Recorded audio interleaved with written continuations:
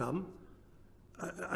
I could see it was happening, which is why I left almost immediately, was an outlet for bizarre conspiracy theories or anti-vaxxers or basically the nutty end of politics. That's Fox not News.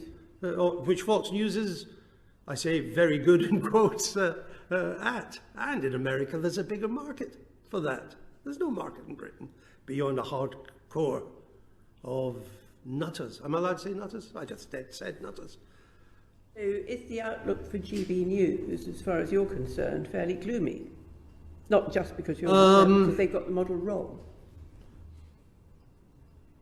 I need to be careful what I say here, because I'm quite surprised that GB News has survived as long as it is.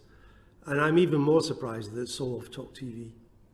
I actually thought Talk TV might do real damage to GB News because it did have better production values.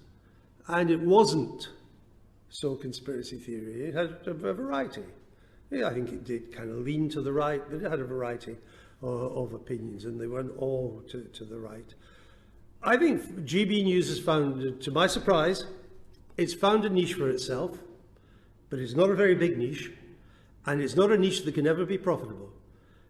Now it is lost in, it started running in January of 2021, launched in June of 21. We're now coming up to June 24, so 3.5 years.